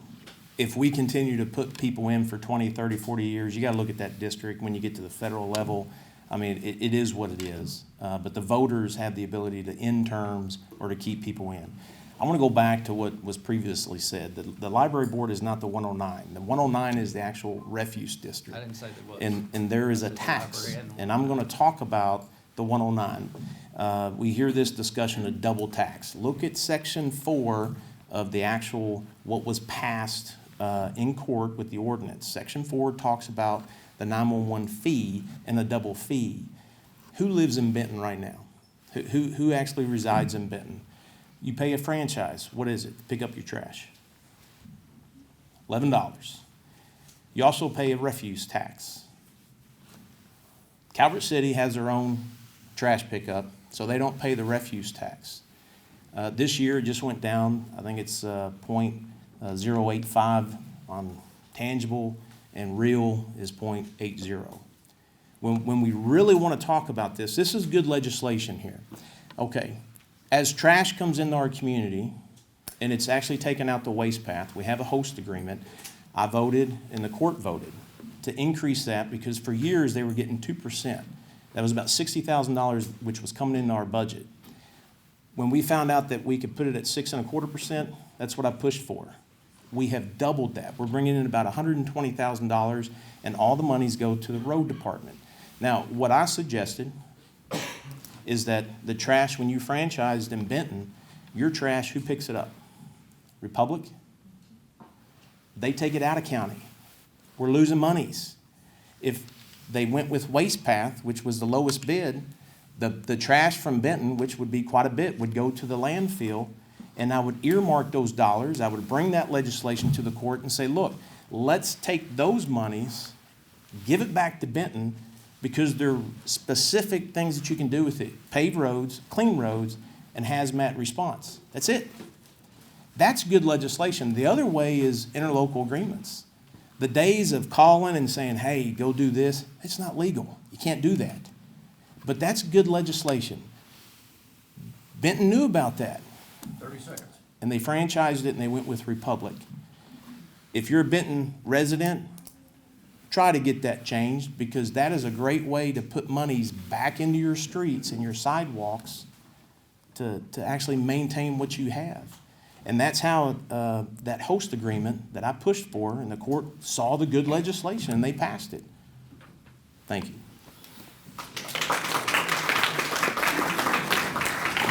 Okay, Judge Neal, your turn again. If reelected, and I'll reverse this when Commissioner Sprague's comes to the podium. If reelected, how would you work to foster a sense of unity among the fiscal court, among the various units of county government, and various state agencies that interact with Marshall County? Everybody's heard the term team effort. Everybody has to be on board. The one thing that the fiscal court has to manage, and there's a lot, but the one main thing is the county purse. And just like the legislation, if you go back and you look at all the legislation that I have brought from my office to the fiscal court, which I have not, when it comes to the commissioners that bring legislation to my office and communicate issues that they hear out in the county, Justin Lamb's one. He's brought a lot of issues to the table. Monty's actually come by the office. Commissioner Sprague's been in my office twice. I asked him to come see me one time, and the other issue was with Travis Construction. That's it. No legislation brought to my office. If you're going to be a representative of the fiscal court, it's four of us. And if you don't bring any legislation to the table, then how are you going to benefit your district or the county? I mean, think about that. 3 years. I've made tough decisions. Some of you, as far as the agencies, it's doing the same thing over. I see a lot of fire chiefs here. Tonight, I spent, before this meeting, the fire channel's down. During the tornado, we had a fire department on an island because of a DMR system. It was down. The two agencies couldn't talk. Our infrastructure across the board. We have to accept the fact that, folks, we work for the taxpayers. Those fire departments are taxing districts. I can only do my part to bring legislation to the table. If there's backbiting and not working together, it's all of us. We have to work together. We had an issue. I had a grandmother that came to my office.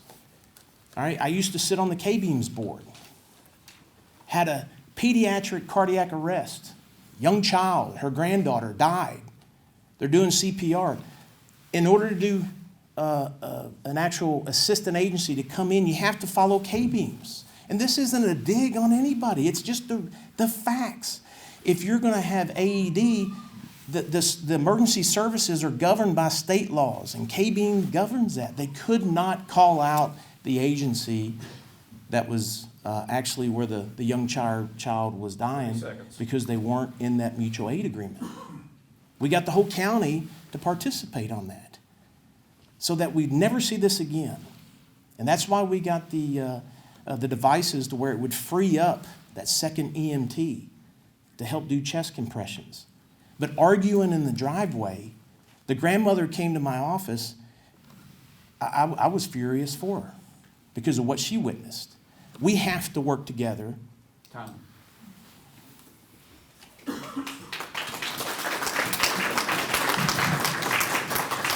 you repeat the question, please?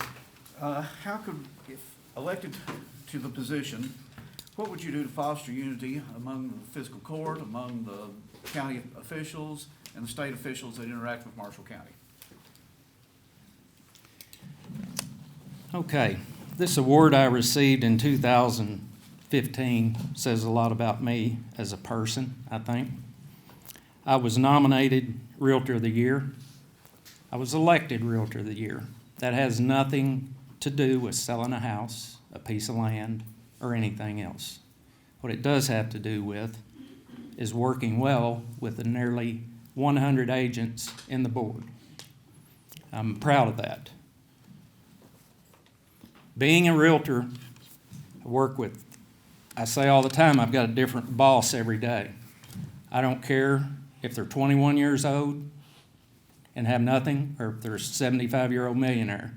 I always tell them, you're the boss. I'll advise you, but you're the boss. And that's how I operate. You bring unity by showing respect, period. As far as bringing things to the table, I bring things to the meeting because they have been refused to be put on the agenda. So I learned real quick, address them at the meeting as new business or old business. I can assure you one thing. If I'm judge and somebody wants something on the agenda, it'll be on the agenda. If a citizen wants to speak, they'll be allowed to speak. There'll be a time limit. We all know some long-winded people, Candy, Tracy, so Mike, wherever you are. But anyway, unity is respect and surrounding yourself. A good leader surrounds herself with people with diverse perspective who are able to disagree with you without fear of retaliation. That's who I am. Thank you.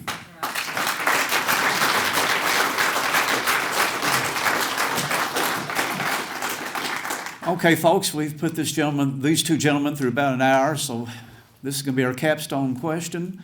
And Mr. Spraggs, it's your turn to go first on this one. Considering this position that you are seeking, what do you view as the biggest challenge to Marshall County? What do you plan on doing to meet that challenge?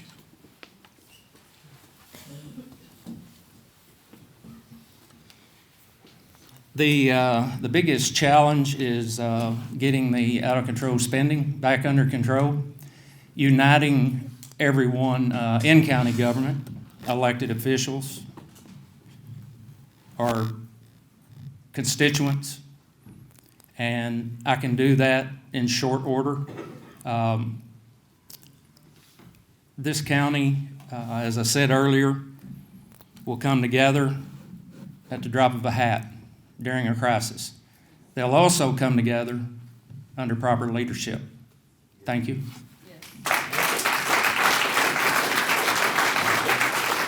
And Judge Neal.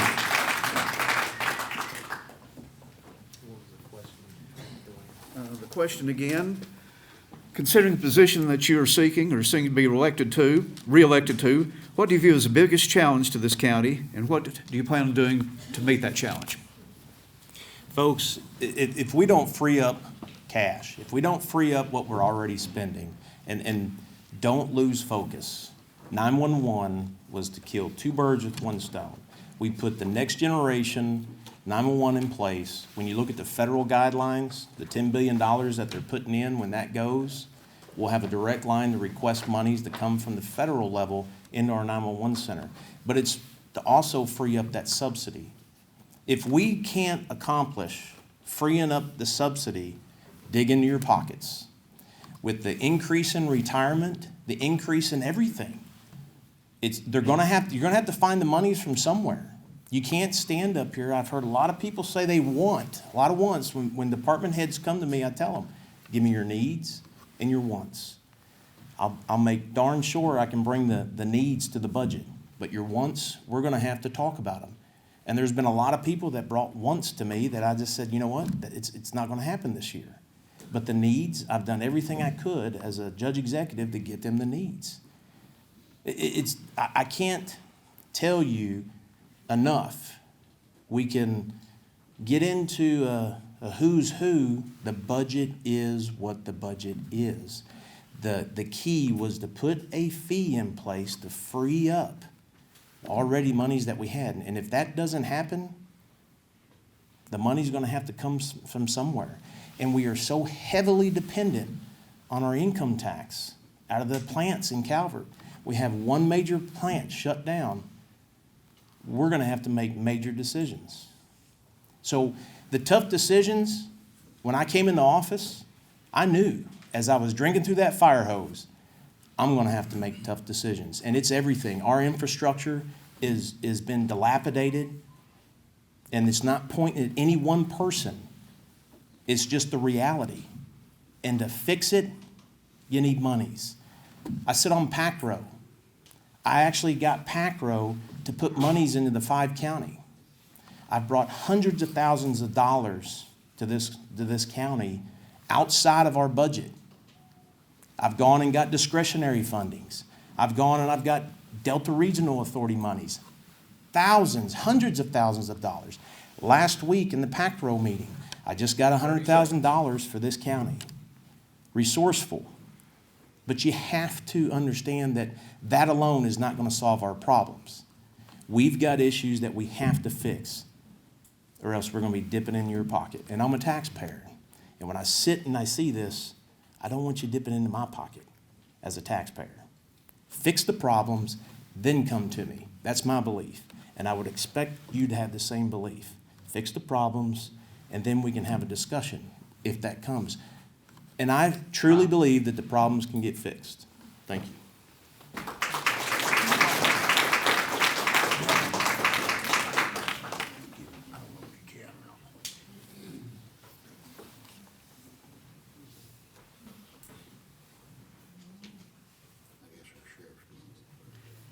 And Commissioner Ford did, Mr. Ford wanted me to send this. He did want to say his daughter is doing great now, and so no matter what, we are grateful for that.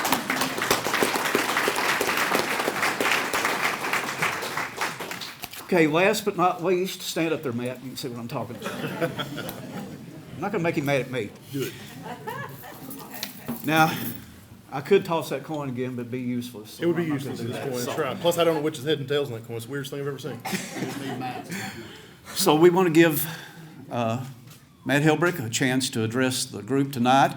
He is currently only a candidate in the primary for sheriff, and assuming no one files as an independent or write-in, would be elected as such in November. But we want to give him a chance to speak, and we'll give you 10 minutes to introduce yourself and state some of the things you'd like to see accomplished. First, I want to say thank you guys for coming out and being very patient tonight. We've sat here for a while, listened to a whole lot of things, and I appreciate y'all being patient. I was asked when I first was going to run for sheriff, are you crazy? Well, I guess tonight that is proven. Here I am at a debate with no opponent, so I guess that's the case. But really tonight, I was going to give you a longer speech than I'm going to. They said I had 10 minutes, and I had 10 minutes planned to talk to you about. But Jason Darnold back here threatened me with unlawful imprisonment because basketball is going on. He said, you are the last person to speak, and you're unopposed. Get us out of here. So I am going to follow his advice and keep this brief. I've served this community for 23 years. And it's been an honor to serve the citizens of Marshall County.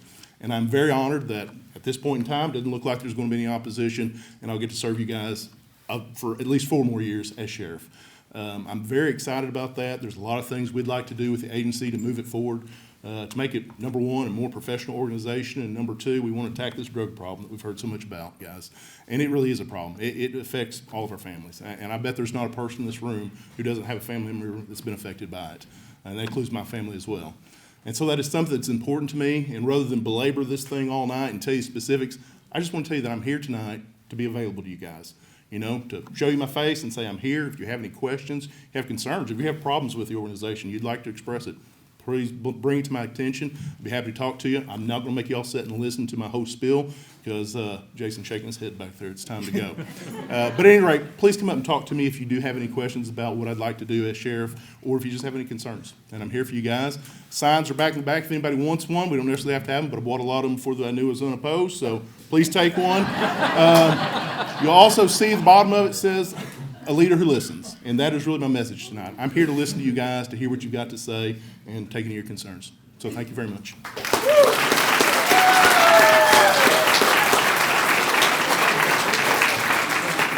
1 minute and 50 seconds. I want to thank everybody tonight. Now, it's been mentioned, everybody brought supporters, but everybody has been very gracious. Everybody has been very polite. Everybody's been courteous. Yes, we have differences of opinion, but when there is respect, we can move forward and accomplish more together. So let's do this. Let's ask all these gentlemen to stand, and let's give them a hand.